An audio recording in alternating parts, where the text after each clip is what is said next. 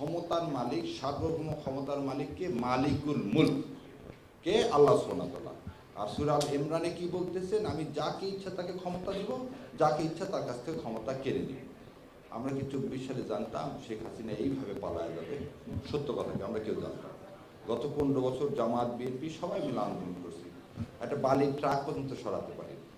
আর আল্লাহর ইচ্ছায় আল্লাহ এমন মাঠ তৈরি করে দিলেন যে পৃথিবীর ইতিহাসে সমস্ত সংসদ সদস্য, মন্ত্রী, মসজিদের খতিব পর্যন্ত দেশ ছেড়ে পালায় যায়। তাহলে আল্লাহ কি করতে পারেন? তার উদাহরণ আল্লাহ সব সময় দিচ্ছেন। কিভাবে দিচ্ছেন? নূহ আলাইহিস সালামের সময় দিচ্ছেন, আল্লাহ কাছে লূত আলাইহিস সালামের সময় দিচ্ছেন। তো আমি আর এগুলো উদাহরণ দিলাম না। সো আল্লাহ আমাদেরকে কবুল করুক এবং এই দেশে ইসলামের শাসন ব্যবস্থা কায়েমের জন্য আর কি কোনো বিকল্প আছে? নাই। সো বিকল্প যদি না থাকে তাহলে আপনাকে এটাকে গ্রহণ করতে হবে। যারা আমাদের সমালোচনা করেন তাদের কাছেও আমার আহ্বান, ভাই বিকল্প তাহলে আপনি তৈরি করেন, করে ইসলাম কায়েম করেন। যদি না মনে হয় জামাত ইসলাম ভালো, ঠিক আছে, আপনি করে ইসলাম কায়েম করেন। আর যদি না করতে পারেন তাহলে জামাত ইসলামকে ভোট দান করেন, কারণ আপনার উপর এটা ফরজে কিফায়া ইসলাম কায়েম করা। সো আল্লাহ আমার এই শহীদ ভাইদের মানে বদলে, খালি শহীদ না, যারা আরও শহীদ হয়েছেন তাদের বদলে আল্লাহ এই জমিনে ইসলাম কায়েম করুক। আর আপনারা আমার জন্য দোয়া করবেন, আল্লাহ যেন আমাকে এই পথে সারা জীবনের জন্য কবুল করে। আর ওই যে আর একটা জিনিস সবাই দেখবেন বলে যে বট বাহিনী শিবির খালি কি বলে, কাউকে গালিগালাজ করে। এটা একদম খুব পরিষ্কার করে খালেদ মহিউদ্দিনকে বলে দিচ্ছি।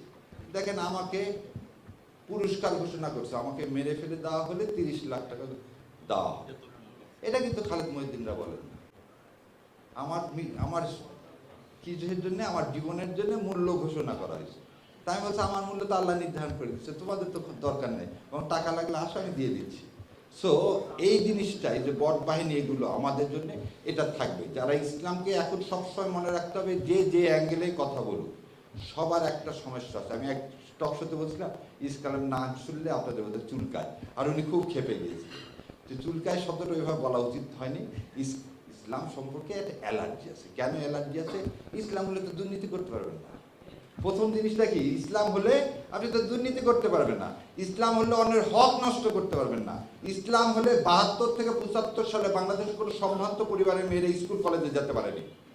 আর ইসলাম প্রতিষ্ঠা হলে একটা মেয়ে রাত 12টা হোক, 1টা হোক, যখন যাবে আমাদের কোনো বোনের দিকে কেউ ফিরেও তাকাবে না। এই সমাজ কি ইন্ডিয়া প্রতিষ্ঠিত করতে দিতে চায়? না। আমরা কি হক চাই? আমরা জাকাত ভিত্তিক হক চাই। আজকে বলেন তো, যার জমি জমা নাই তাকে ব্যাংক টাকা দিবে? কর্জে হাসানা বলে কিছু আছে কোনো ব্যাংকে? নাই। আর জাকাত ভিত্তিক সমাজ হলে যার নাই তাকে টাকা দেওয়া হবে, যার টাকা আছে তার উপর ডবল টাকা নেওয়া হবে। এই